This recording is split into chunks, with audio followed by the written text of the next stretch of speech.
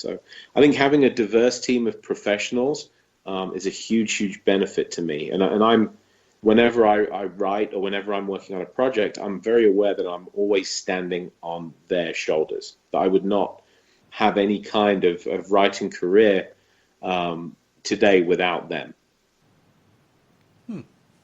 And what I loved about the way that you're writing this stuff, especially this book in particular, the Gacy book, is that you don't over amplify it, you don't sensationalize it. The investigation is pretty much what it is, which is sometimes sheer drudgery.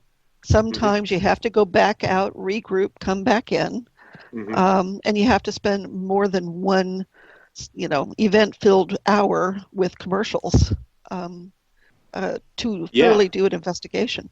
Yeah, it's interesting. One of the things that I've always disliked about paranormal reality TV is the kind of almost suspiciously convenient way in which things build and build and build to a big climax, which that's the way Hollywood movies work, that's the way a novel works, but it's not the way a real life investigation works. One of the most haunted houses in England, the Black Monk House, 30 East Drive, Pontefract.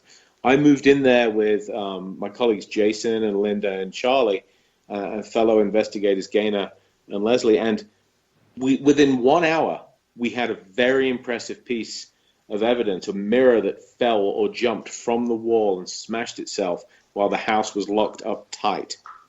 And then we had a couple of days where almost nothing happened. And then we started to get some more stuff on the fourth day, but our most impressive activity came kind of almost right out of the gate. And I think that makes for bad storytelling, but I'm not in the profession of trying to spin a tale here, you know what I mean? I'm trying to take people along on the investigation to experience it along with me. I do believe that one of the fortunate things I can do with my books is to cut out some of that drudgery, as you mentioned. So I can cut out some of the hours of endless waiting, and they can pass in a paragraph. So what took my team and I 48 hours could take the reader a paragraph, and then we're on to something new. But I think that you always need to remind the reader, hey, we invest a lot of time waiting for just a few minutes of something fascinating. And I hope that my books do convey that. They do. And they're very interesting. You investigate just about all the places that you write books about.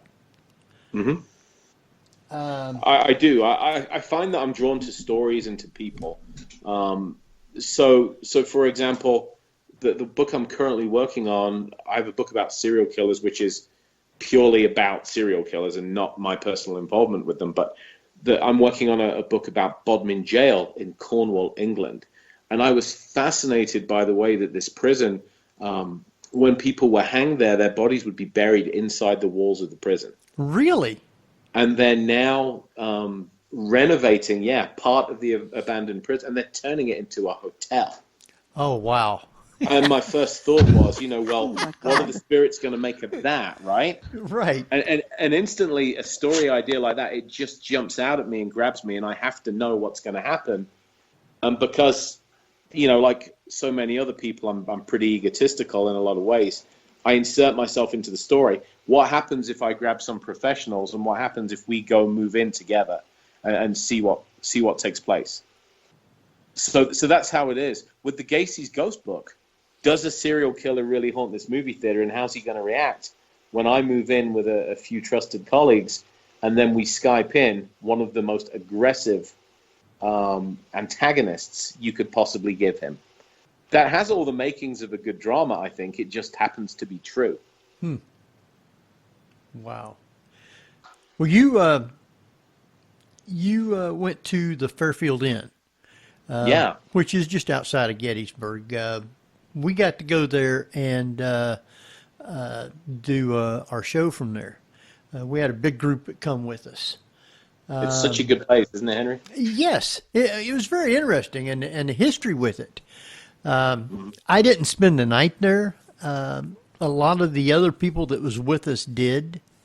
And some of them had some stories about some of the things that took place. Yeah.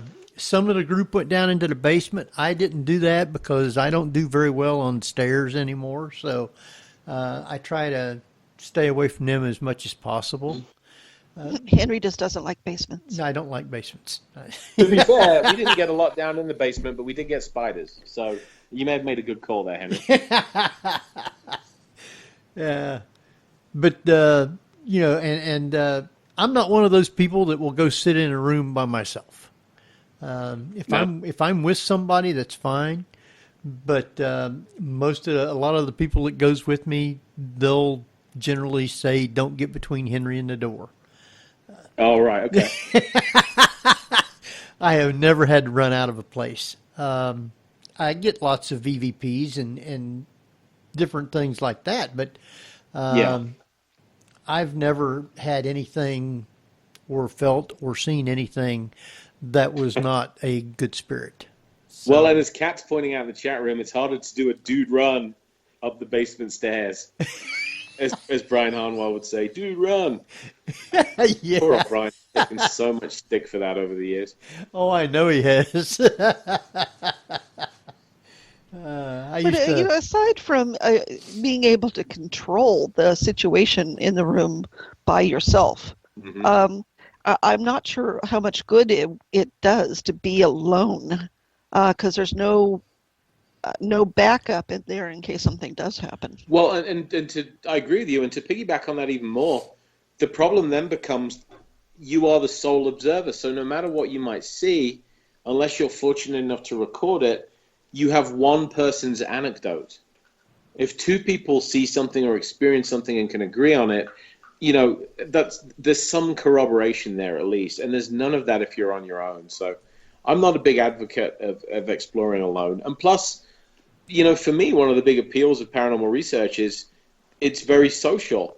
Even when nothing happens, I get to spend time with some of the coolest people. That's true. You know, and that alone makes it worth it. And we do it in some very strange and dark places. And if anything does happen, then you've got somebody else who can corroborate it. Exactly that. It's a no-lose situation. Right. Well, it's the Schrodinger's friends theory, I guess it's called, where, you know, you can have different people in there, and if you become part of the investigation. So even if you have two or more people in there observing the same thing, you at least have hopefully camera backup, audio backup, for another person to be able to say, yes, it did occur. Yeah, if possible. I mean, we see instances in which people experience those kind of things and nothing is recorded. That does happen too. But it increases your chances for sure of having some kind of corroborative evidence. So I agree with you, Henry. I'm not one for sitting alone either. Every so often I'll do it. I spent half an hour at the Monroe house, for example, locked in the basement, alone in the house, which was just really an attempt to draw something out. But for the most part, I like to be in the company of my colleagues because they're also my friends. And there's been times where it'd be a couple of us in a room, and we'd have our recorders going, and one would pick up an EVP on a recorder, and the other person didn't catch it on theirs. Absolutely. I've seen that. And then you get those other times when you both catch it, and you're at slightly different points in the room. We had one experience. This was very cool. I was with my friend Stephen, the priest I spoke about earlier. We were investigating the Cage, an old witches' prison in St. Osyth, England. Right. And we'd been in the house maybe half an hour. We were just walking around with the owner. And I'd asked, we were on the upstairs landing, and I'd asked if there were any lights up there.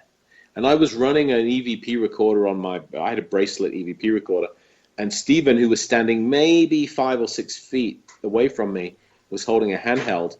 And we clearly recorded an old woman's voice saying, yes, it's in the bathroom, which is true. That's where the light switch was.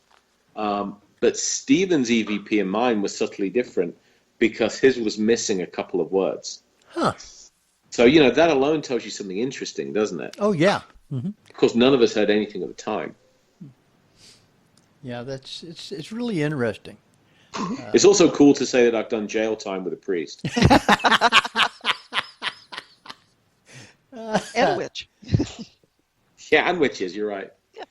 I think it's about time for us to take a quick little break. Just remember that when we go out on break, you won't hear anything, but your mic will be live, so you can just mute your mic until you hear me come back talking. Sound okay? Good. All right. With that, I'm going to let Barbara take us out on a quick break. It's be about 3, maybe 4 minutes, and I'll be right back. Barbara? Okay, folks, you're listening to the Paranormal View here on ParaX Radio Network with our very special guest tonight, Richard Estep, author of the new book, Gacy's Ghost, Haunting the Spirit of a Serial Killer. And we will be right back after a few messages. Whether you're listening at home, at work, or anywhere, thanks for making ParaX part of your day. Your source for everything paranormal, ParaX. And welcome back, everybody, right here to the Paranormal View on the ParaX Radio Network. I want to thank everybody for being with us tonight. Those listening in the chat room and those listening from around the world, we appreciate all of you. And want to welcome back Barbara Duncan. I'm still here. And speaking of guests from around the world, where do we have guests at? They're all over the United States tonight, Canada, the United Kingdom, and unknown back, so maybe Mr. Gacy is listening in. Too. Oh, he could be. He could be. And we want to welcome back Richard Estep. Thank you. It's a pleasure to be here. All right. We're always glad to have great guests. So you're always welcome. Just remember that. Anytime you want to come on and chit-chat, that's fine with us. Thank you. That's kind of you. We was talking about the Fairfield Inn, and that was in one of your books.